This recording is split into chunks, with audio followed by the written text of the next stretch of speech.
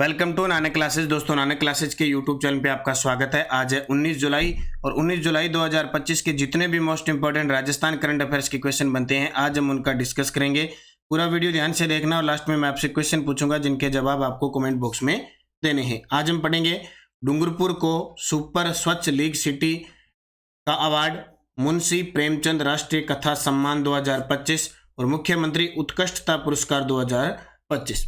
पूरी डिटेल के साथ इनको पढ़ेंगे। साथ में पढ़ेंगे डेली सुजस अपडेट। रोज सुबह 7:15 पर आपको एक क्लास मिलती है।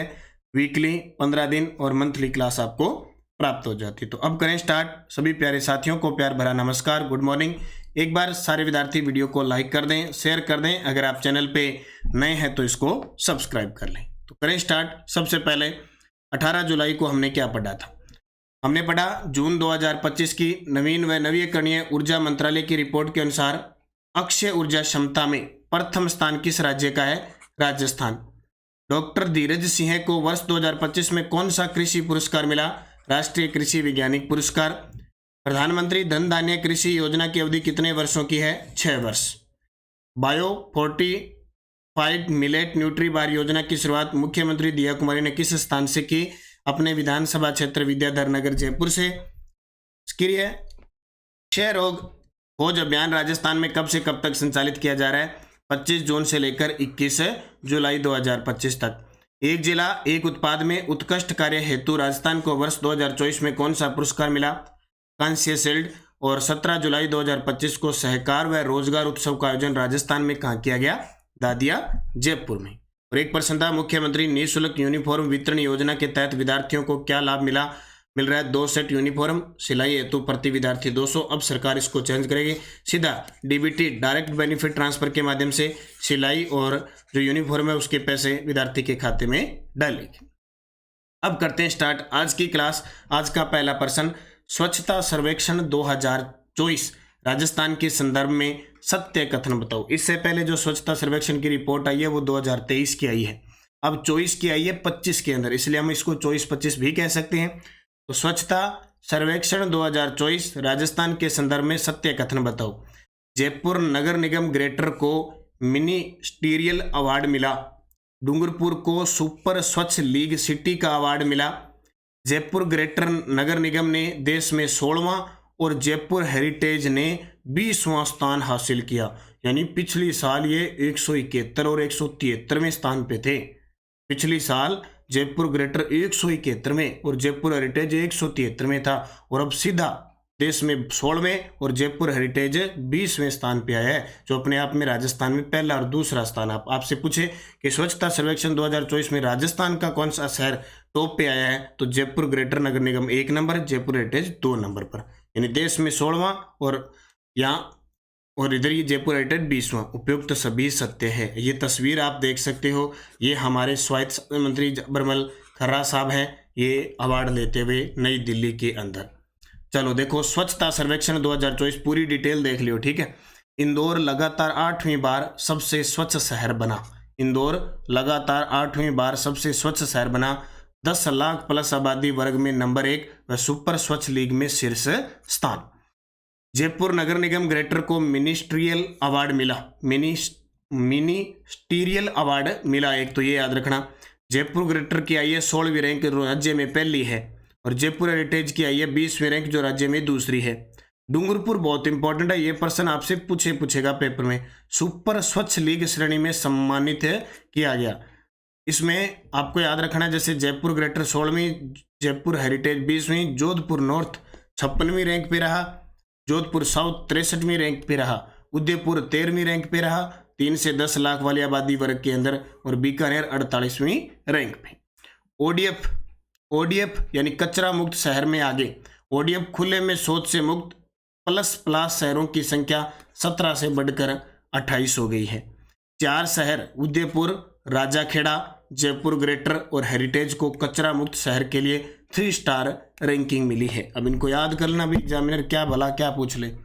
अमृत योजना के अंतर्गत डेलावास सीवरेज ट्रीटमेंट प्लांट जयपुर को शहरी मिनिस्टीरियल कॉन्फ्रेंस के तहत बेस्ट प्रैक्टिस चुना गया है। स्वच्छ शहर श्रेणी में देखें तो 10 लाख प्लस आबादी वाले शहरों में टॉप 3 है, अहमदाबाद, भोपाल और लखनऊ। सुपर स्वच्छ लीग टॉप आबादी वर्ग के अनुसार 10 लाख से अधिक में टॉप है इंदौर, 3 से 10 लाख में सूरत और 1 से 3 लाख में नोएडा। छोटे शहरों में उज्जैन, चंडीगढ़, मैसूर, विजयवाड़ा टॉप पे हैं। प्रमुख पुरस्कार इसके अलावा और पुरस्कार देते हैं, जैसे महाकुंभ प्रयागराज में हुआ था, स्पेशल अवार्ड मिला। प्रयागराज को बेस्ट गंगा टाउन अवार्ड मिला। पटना, रायपुर, जयपुर ग्रेटर को प्रोमिसिंग स्वच्छ शहर का अवार्ड मिला। सिकंदराबाद छावनी को सबसे स्वच्छ छावनी क्षेत्र का अवार्ड मिला और विशाखापट्टनम को सफाई मित्र सुरक्षित शहर का अवार्ड दिया गया। तो मैंने वैसे प्रताप क्लासेज पे इस क्लास को बता दिया गया है सारा कुछ, लेकिन मैंने राजस्थान के संदर्भ में और इंडिया के संदर्भ में आपको दोनों ही बता दिया। तो रोज प्रताप क्लासेज हमारा जो दूसरा चैनल है उस पर राष्ट्रीय अंतर्राष्ट्रीय करंट अफेयर्स की क्लास आती है, आप उसे देखा करो राजस्थान के साथ साथ। दूसरा प्रश्न, कोटा की तानिया राठौड़ ने चीन के ताइपे में एशियाई कैडेट जूडो ओपन चैंपियनशिप 2025 में कौन सा पदक जीता? कोटा की तानिया राठौड़ ने चीन के ताइपे में एशियाई कैडेट जूडो ओपन चैंपियनशिप हुई, उसमें स्वर्ण पदक जीता। कहाँ की है? कोटा की। तो चीन के ताइपे शहर में 15 से 16 जुलाई के बीच आयोजित हुई एशियाई कैडेट जूडो ओपन चैंपियनशिप 2025 में कोटा की तानिया राठौड़ ने 40 किलो भार वर्ग में स्वर्ण पदक जीता और इनके साथ एक खिलाड़ी राजस्थान के और थे, बबनूर सिंह बराड़ ने कांस्य पदक जीता। यानी तानिया राठौड़ ने तो स्वर्ण पदक जीता और बबनूर सिंह बराड़ ने कांस्य पदक जीता। मुंशी प्रेमचंद राष्ट्रीय कथा सम्मान 2025 किसे प्रदान किया गया? वैसे ये देते हैं मध्य प्रदेश में दिया जाता है, भोपाल में दिया जाता है, लेकिन राजस्थान के साहित्यकार को मिला मुंशी प्रेमचंद राष्ट्रीय कथा सम्मान 2025। ये मिला विजय जोशी को। तस्वीर में आप देख सकते हैं विजय जोशी को सम्मान प्रदान करते हुए। तो मुंशी प्रेमचंद राष्ट्रीय कथा सम्मान 2025 सम्मानित व्यक्ति विजय जोशी, कोटा के। कारण हिंदी कथा साहित्य में विशेष योगदान। और प्रदाता संस्था है भव्या पब्लिकेशन संस्थान भोपाल। बस इतनी की बात याद रखनी है।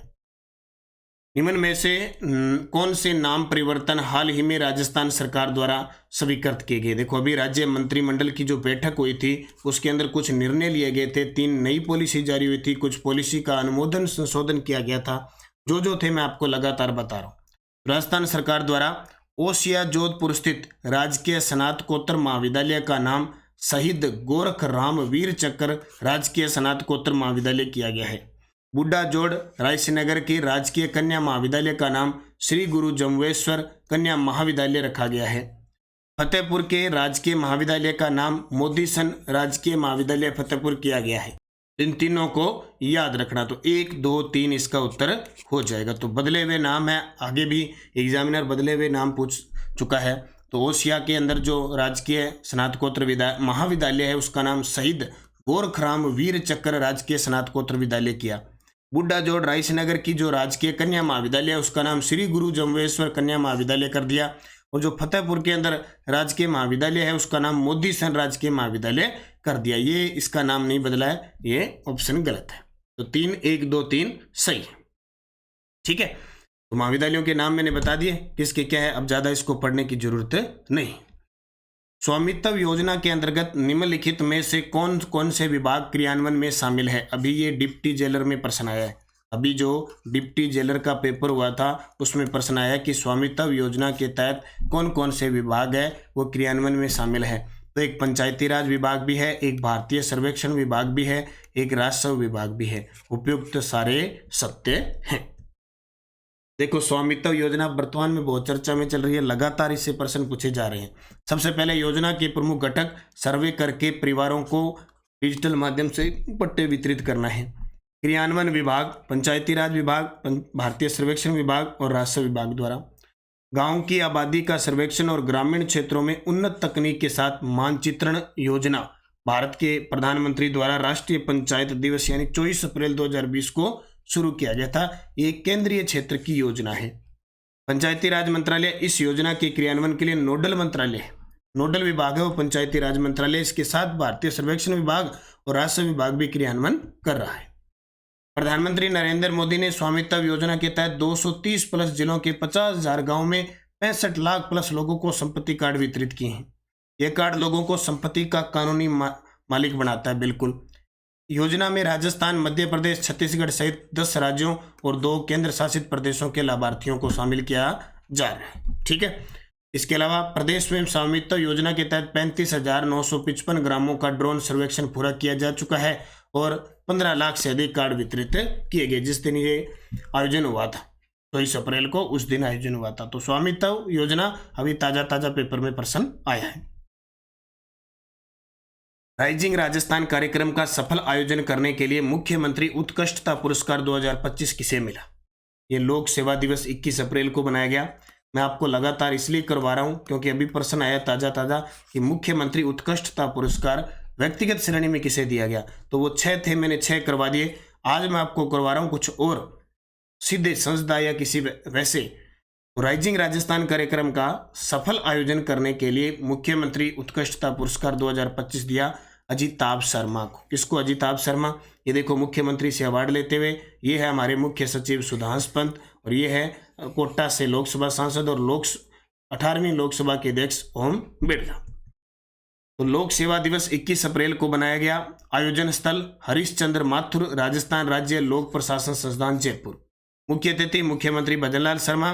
मुख्यमंत्री उत्कृष्टता पुरस्कार 2025 अजिताभ शर्मा, प्रमुख सचिव उद्योग विभाग, राइजिंग राजस्थान, दिसंबर 2024 में सफल आयोजन किया इसलिए दिया।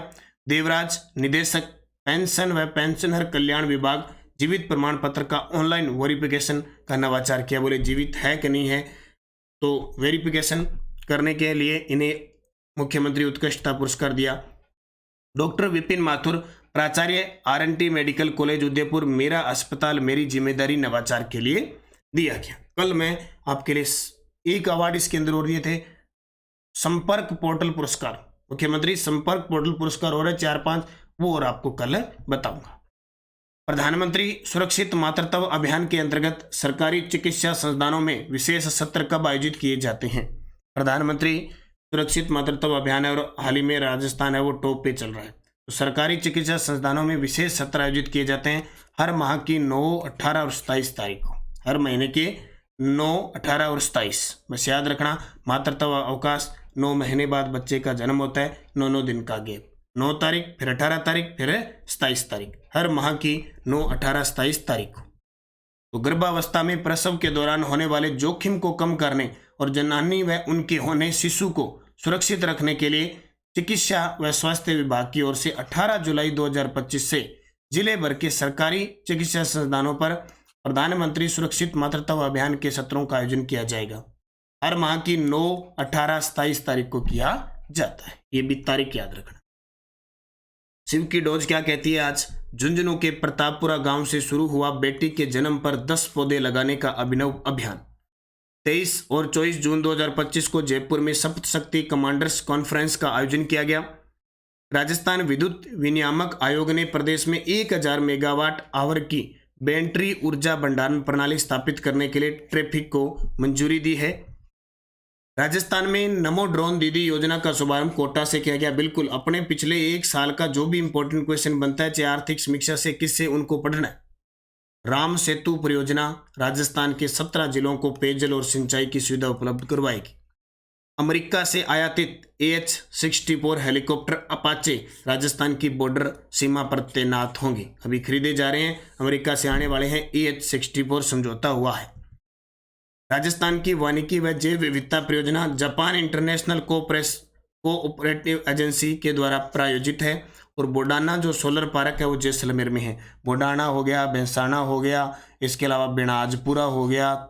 ठीक है, ये सारे के सारे कहाँ पे है? सोलर पार्क है वो जैसलमेर के अंदर है। तो 7 से 8% इनको अलग से आपके दिमाग में रखने हैं। सुजस बुलेटिन, सुगमता से हरित ईंधन मिलेगा, कार्बन उत्सर्जन घटेगा। Rajasthan city gas distribution CGD नीति 2025 को लागू कर दी गई है।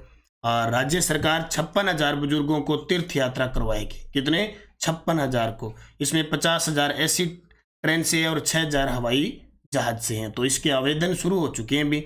और मुख्यमंत्री अनुप्रति कोचिंग योजना है, वो पोर्टल खुलने से पहले अभ्यर्थी जन आधार या डिजी लॉकर में दस्तावेज का अपडेशन करें। और स्वच्छता सर्वेक्षण 2024 डूंगरपुर को सुपर स्वच्छता लीग और जयपुर को प्रोमोसिंग स्वच्छ शहर का सम्मान दिया गया। ये आपको याद रखना है। टेलीग्राम जरूर ज्वाइन कर लेना, नानक क्लासेज और Nanak classes Shiv sir. Telegram join करने का फ़ायदा ये रहता है कि आपको एक तो इस क्लास की वन लाइनर PDF मिलती है, एक आपको इसकी क्विज मिल जाती है शाम को, ये देखो इस प्रकार के क्वेश्चनों की क्विज मिल जाती है, प्लस हमारा कोई भी लिंक है, कोई भी सूचना है कब क्लास आएगी वो मिल जाती है। पिछले वीडियो का क्वेश्चन था वासुदेव देवनानी ने सैटेलाइट अस्पताल की शुरुआत कहाँ से की थी, तो अजमेर उत्तर से, जहाँ से ये विधायक हैं। क्वेश्चन फॉर यू, केंद्रीय चिड़ियाघर प्राधिकरण द्वारा पहला स्नेक पार्क कहाँ तैयार किया गया है? उदयपुर, कोटा, जयपुर, भीलवाड़ा। सही जवाब आपको कमेंट बॉक्स में देना है। येस्टे डोज रेवेरिना मर्दा है वो श्री गंगानगर में मिलती है, सिरोजम और रेवेरिना। जिप्सी फेरिस बीकानेर में।